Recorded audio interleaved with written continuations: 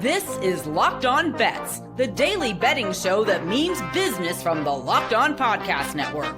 Hosted by Lee Sterling and Kevin Rogers, they're dropping fearless picks with an inside edge to put money in your pocket.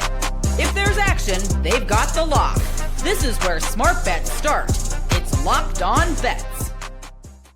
Welcome to Locked On Bets here on this Monday, July 14th. Kevin Rogers and Lee Sterling of Paramount Sports with you. We thank you for making Locked On Bets your first listen of the day here on the Locked On Podcast Network.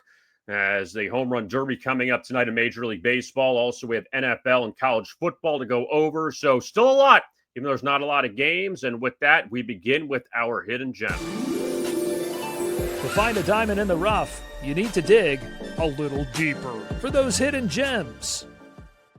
And we begin in Lee Sterling's favorite league, the WNBA, as the Chicago Sky and the Minnesota Lynx hook up for the second time in 3 days. Chicago actually upset Minnesota as heavy home underdogs on Saturday. But today we're going to look at a first quarter total. And for our hidden gem, we're going to take the under in the first quarter of 41.5 points. The first quarter score on Saturday, Chicago led 29-23, and they shot lights out.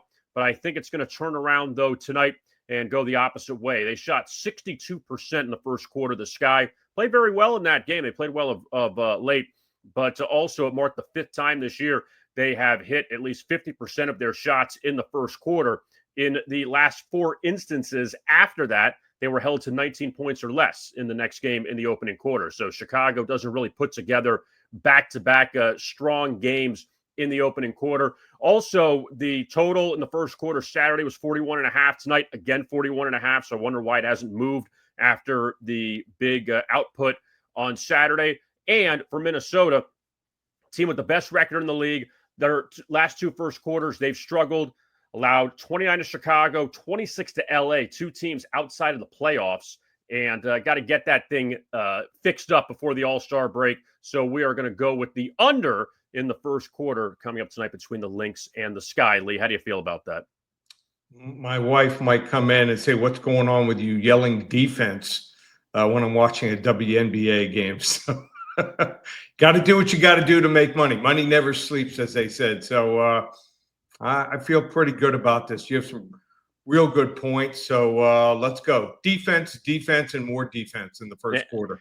Yeah, we'll see how that turns out coming up. One of two WNBA games tonight. And, of course, Major League Baseball now on the All-Star break in Atlanta. We'll go over home run derby picks coming up in just a little bit. But, Lee, to recap the weekend, and or actually really we had the UFC over the weekend and also the week, another winning week here on Locked On Bets. And you hit a couple winners in UFC in Nashville on Saturday.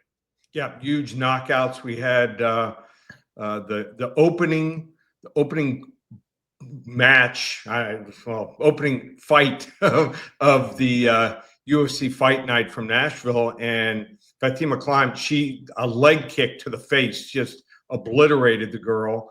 That was over. That was a knockout, and then we had a first round knockout on Jake Matthews. So sometimes you got to search a little harder. These were two fights that I had found on the undercard, so it doesn't make any difference. They pay the same.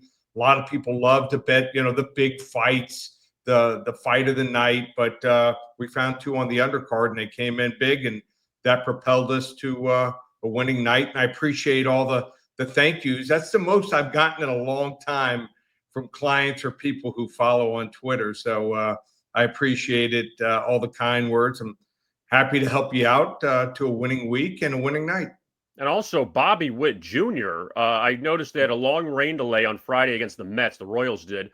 And his first at-bat had a double out of the gate. So he had to wait a little bit just because of the rain delay. But then two batters in, base hit, over.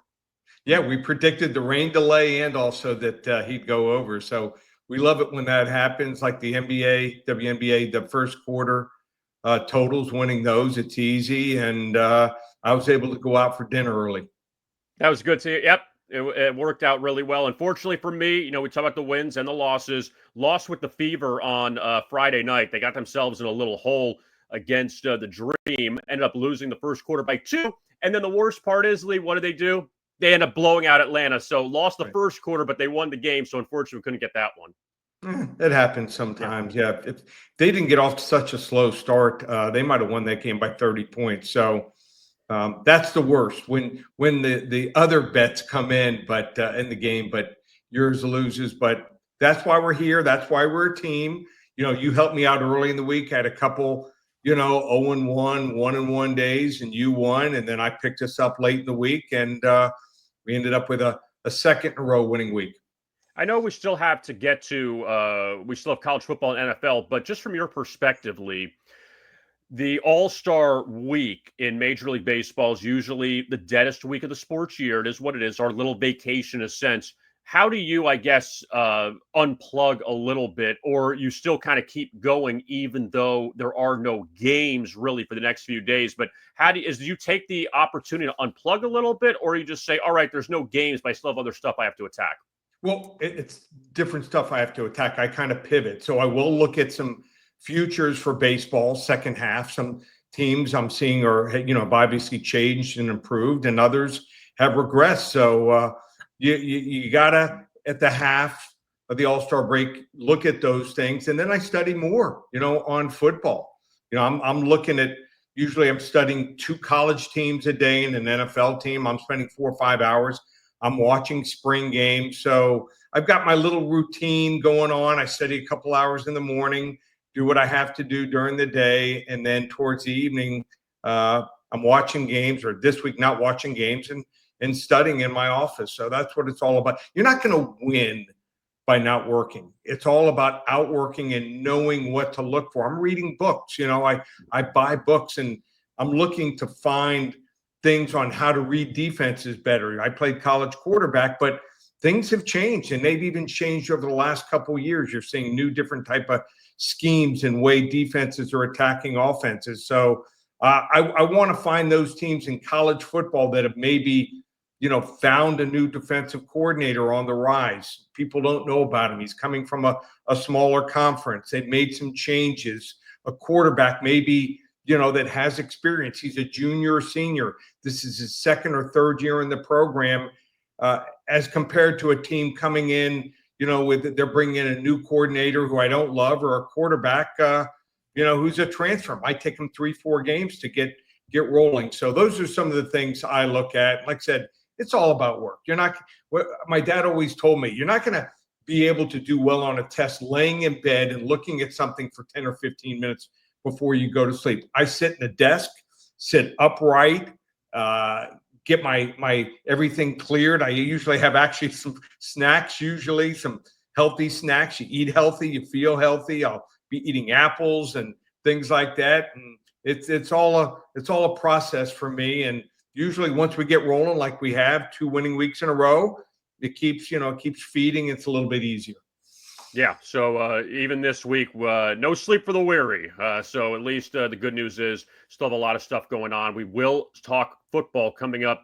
Virginia Tech will look at their season. Also, the Tampa Bay Buccaneers. So we got NFL and college coming up, but also the Home Run Derby in Atlanta tonight. As we'll go over some best bets for the Home Run Derby. That is all straight ahead. You are listening to Locked On Bets. Say now about FanDuel, and like I just said, the Home Run Derby is here tonight, and a lot of great stuff going on at FanDuel. Summer sports are in full swing, and whether you're all about baseball under the lights, golf on the green, or high-stakes soccer action, FanDuel is the best way to make every game even more exciting. You're already following the action, so why not make it a little more thrilling? With FanDuel, you can get in on the game while your friends are getting sunburned at the beach. Major League Baseball All-Star Game coming up on Tuesday, the Home Run Derby tonight, and you can bet on the Home Run Derby, see who can hit the most bombs in Atlanta. Also, if you just want to get to the football already, there's Week 1 lines out for the NFL and for college football, so you can get that great line value at FanDuel before the preseason. Also with futures, World Series, you want to bet on that, the Super Bowl, the Heisman, even the Stanley Cup Final for next season, the NBA Championship, all of that you could find at FanDuel. If you're new to FanDuel, new customers can bet just $5 and get $150 in bonus bets if your first bet wins. Open the FanDuel app today or visit FanDuel.com to get started. We continue here on Locked On Bets. Kevin Rogers and Lee Sterling of Paramount Sports. And tonight, it is the Home Run Derby. Always a lot of fun in Atlanta. And 8 competitors. See who could maybe get the win. They say you'll miss 100% of the shots you don't take. So bet a little. Win a lot.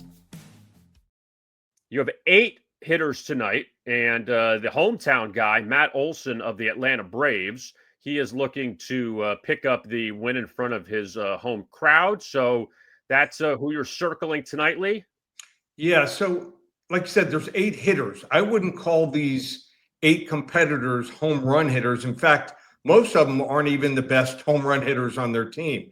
You know, in the past, we've seen some of the better home run hitters in Major League Baseball competing in this, but you got guys like Jazz Chisholm. He's like the 5th or 6th best home run hitter on the New York Yankees competing. I mean, he's the ultimate long shot. That's not happening.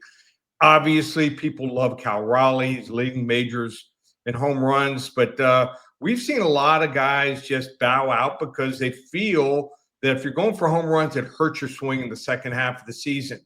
So Cal Raleigh's the guy everyone loves, plus 250. But Matt Olson, I mean, he's one of the better home run hitters, especially in the American League, and he's playing at home here, performing in front of the home folks. And I'm going to take a shot at plus 800 here. So every wager of $10 produces 80, 100 produces 800. So if you're normally a $50 bettor, this is a $10 bet, a fifth, 20% of your normal wager. $20, you're going to get 160. If you're a $100 bettor, go $20 on it.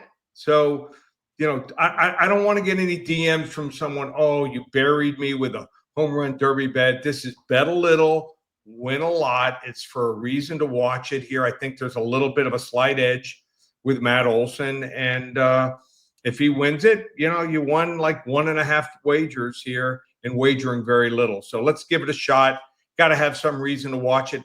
And lately, the home run derby's been better than the game. So I like Matt Olson plus 800, bet a little, win a whole lot. So this field here, Cal Raleigh of the Mariners, he is the top choice. O'Neal Cruz of the Pirates, James Wood of Washington, Byron Buxton of the Twins, Junior Caminero from Tampa Bay, Brent Rooker of the A's, and Jazz Chisholm of the Yankees, along with Matt Olson. So that's the field. And yeah, sometimes it gets fun. Other times, you know, towards the end, it gets a little repetitive, you know, unfortunately, with the batting practice. But you hope that that Matt Olson can come through tonight and win it here in the home run derby. So that's the baseball for today. Now we shift our attention to college football, the ACC, and the Hokies of Virginia Tech. To find a diamond in the rough, you need to dig a little deeper for those hidden gems. And the Virginia Tech Hokies, Lee, it's amazing how far they've fallen in a sense. I remember when Michael Vick was the quarterback 25 years ago. I mean, and I know now I'm aging myself when they played FSU in the national championship. He was a one-man show. But the last 5 seasons for the Hokies, Lee, in 2020, 5-6, in 2021, 6-7, 2022, 3-8, 2023, 7-6, last year, 6-7, just stuck in mediocrity. That's just what they've been. Virginia Tech, a once proud program under Frank Beamer. He retired. And now they just can't get anything going. Do you see them maybe turning things around finally this season? I would bet you that 90% of the people couldn't even name their head coach. Just, you know, it's that under the radar. So Brent Pry is the coach. If you know his background, former Penn State defensive coordinator, well respected. They don't have the NIL money some of the other teams in their conference have, and I understand that, but let's look at what happened last year. Kyron Drones, their quarterback, got hurt. Played probably 3/4 of the season. That hurt them some. Still, a very respectable combined 16 touchdowns and only 6 interceptions. Their losses, they had 7 losses. 5 of the 7 losses were by 7 points or less. And you say, okay, usually there's a regression or usually there's a change when you lose that many close games to the next year and things turn around. And not saying that you're going to win 5 of 7 by 7 points or less, but usually it evens out. Well, let's look at 3 of those 7 losses. 2 losses came in overtime. And if you remember this game, they lost a game to the Miami Hurricanes on a Hail Mary. So if they win 1 of those 3 or 2 of those 3, they're sitting with a 7 or an 8 win season. You're going not bad. So little under the radar. They lost a couple offensive linemen, but they had 2 transfer starting offensive linemen come in. They also got some transfer wide receivers from Tennessee and Wake Forest. Wake Forest's best wide receiver. So they're helping their team and also hurting another team in the conference. They got a transfer running back from Bowling Green, who I think at the end of the year, people might say, wow, where did he come from? His name is Terrion Stewart. Combined 16 starts in his time. He was hurt on and off there, but 16 starts, over 2,300 yards, and he averaged 5.9 yards per carry. They have a new offensive coordinator, Philip Montgomery. A lot of people remember him. He was the head coach for Tulsa, but a respected offensive coordinator, one of these guys that probably a better coordinator than he's a head coach. And they also have a new defensive coordinator. So Brent Pry realized, hey, we've gotten to this certain point, but my coordinators aren't good enough. So I'm going to make a change and find some better coordinators. So I think they upgraded there. And then let's look at the schedule. So they just need to win 7 games to cash the over. Totals 6.5. South Carolina, they're a 9.5-point underdog in the first game on a neutral site. Okay, I could see them being, obviously that's a tough game on a neutral field. But I also think South Carolina is overrated. Wouldn't shock me if they win that game. After that, they've got Vandy, Old Dominion, Wofford, NC State, Wake Forest, at Georgia Tech. Okay, fairly tough. Cal at home, Louisville at home, at your FSU Seminoles, might be tough. Miami at home, it's winnable being at home. And then Virginia, which they've dominated. I see 7, 8, maybe even a stretch 9 wins here on this schedule. I'm going to go over 6.5 wins for the Virginia Tech Hokies here. It's going to be my hidden gem. Yeah, and they avoid Clemson this year too, which is big. But like you mentioned, you have a revenge game against Vanderbilt. They lost in overtime early in the season. They beat Old Dominion by 20 last year. Now they get them at home. Wofford they should beat. Yeah, I mean, you make a lot of good points, and the schedule isn't too difficult. You have Cal going across the country. So, yeah, if the Hokies can just put it together, it's not crazy to ask them to win, 8 games this year? Yeah, Drones is a 3-year starter. So this is 3rd year starting. That's important in college football, that continuity. It's all about quarterbacks. Quarterbacks are the ones that control the ball. They touch the ball every single play. And I think he's a guy that's ascending, not descending. Coming up, we will take a look at the NFL and the Tampa Bay Buccaneers. Can Baker Mayfield do it again? He's been outstanding for the Bucs since coming there. We're going to talk more about the Bucs coming up. You are listening to Locked On Bets.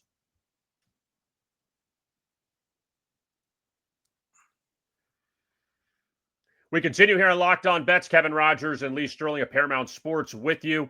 And the NFL, we're going to take a look at the Tampa Bay Buccaneers. And I'll tell you something, one of the bigger surprises we've seen over the last few years. Open it, open it, open it! Lee has the key to the lock of the day.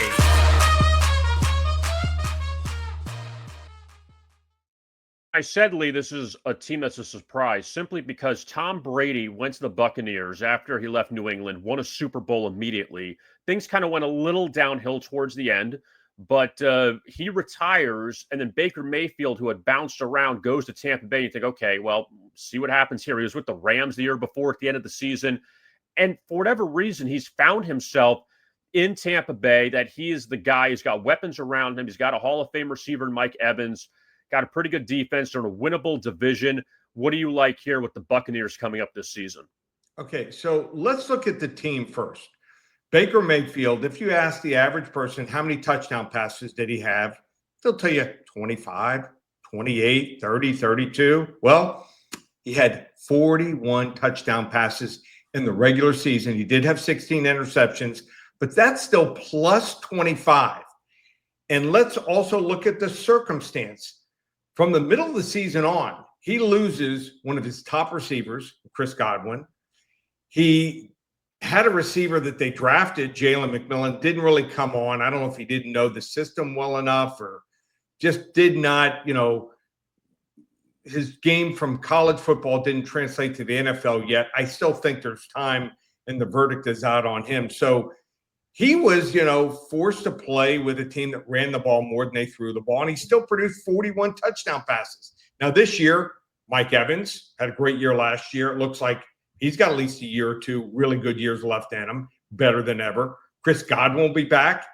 Ibuka, they drafted him from Ohio State, most under-the-radar wide receiver. He'll probably start right away. And Jalen McMillan, former first-round pick.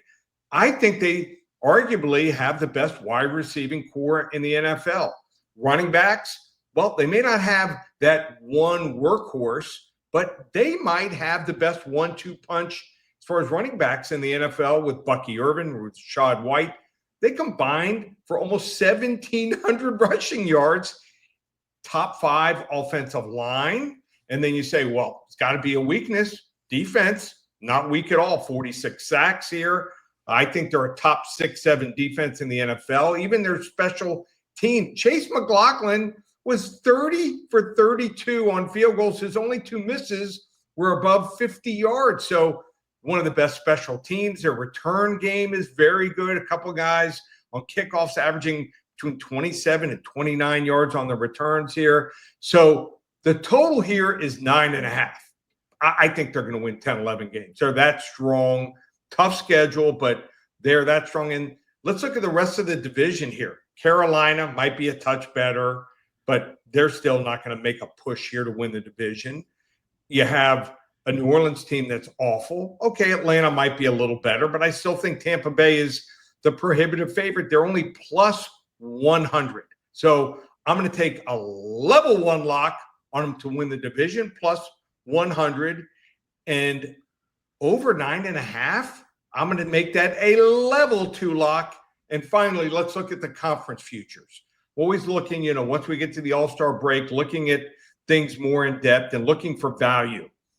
Philadelphia is the favorite to win the conference, the NFC, not the Super Bowl. NFC at plus 300. Detroit's plus 450. Those are the 2 best teams by far. But Philadelphia had everything go right last year, very few injuries. They lost a couple key defensive linemen, and that's how they won the Super Bowl. They're going to be down there. Let's say they get some injuries. It's tough to repeat. I wouldn't play them plus 300. Detroit plus 450. They lost 2 of the top 3 offensive linemen in free agency.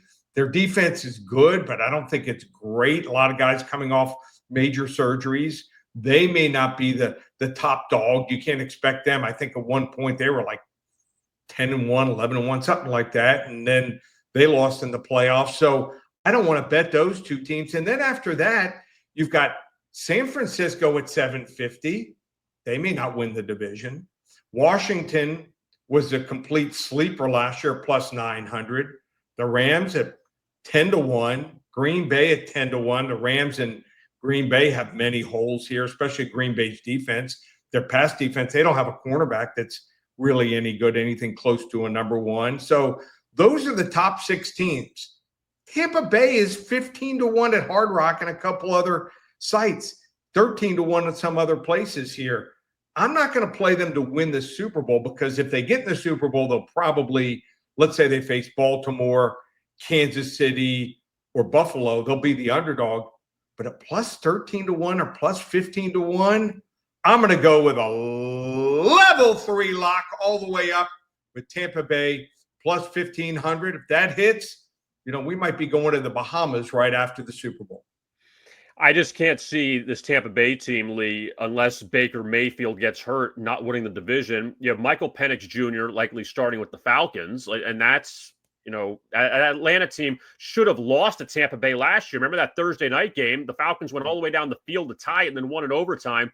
And Tampa Bay had really one clunker last year against Denver early in the season, but a couple close losses along the way.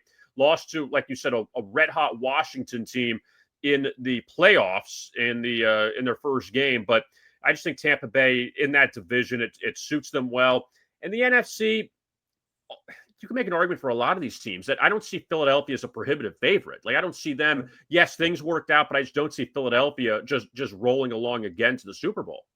And then the teams after Tampa Bay are Minnesota with a new quarterback. Chicago is a little over 17-1 to win the conference. I mean, the difference between Tampa Bay and Chicago is night and day, and it's only from 15 to 17-1. And then teams like Dallas, Arizona, Atlanta, I don't see them making a whole lot of noise. And Tampa Bay could have a couple home games in the playoffs. And if that's the case, don't be shocked if they're in the Super Bowl. So, Lee, what's going on at Paramount Sports? No baseball for a few days, but we'll be back at it. And also football will be coming up in a little over 2 weeks with the preseason. Well, we've got a big pay-per-view this weekend. So we've got Dustin Poirier. It's going to be his retirement fight. Well, is it his retirement fight? Or, since they joined the UFC forces with the WWF, is there another storyline in that fight? We're going to do 2 or 3 UFC fights. We had a great card last week. We hit on both of our plays on the show. So we're going to really be dialed in towards that pay-per-view from New Orleans going on this Saturday night. We'll have free selections, at least 3 of them the rest of the week.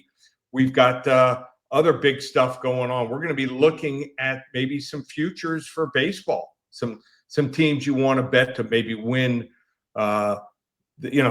their side, make it to the World Series or over under wins. We'll look at some of those. If you want to DM me with any questions, let's say coming up, what we're doing, how do we work, betting questions, specific questions, we'll answer those through the rest of the week. So DM me at Paramount Sports and you at Rogers Picks, and we'll answer those. We'll try to do at least 2 of the days. The rest of the week we'll answer some of those DMs. So we want to, be interactive with our listeners and followers. So we got a lot going on, a lot more football.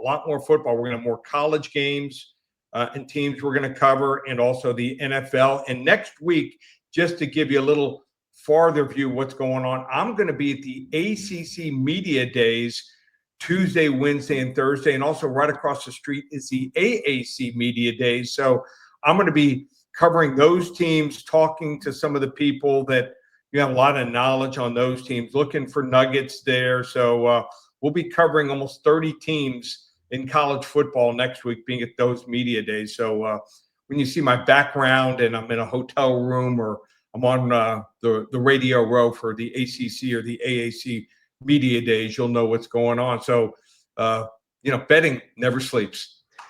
And you can check us out also on our YouTube channel, Locked On Bets. Don't forget to like and subscribe to that channel. We appreciate it. Also, our podcast, you can find it on all of your favorite platforms. For Lee Sterling, I am Kevin Rogers. Thank you so much for tuning in to Locked On Bets right here on the Locked On Podcast Network.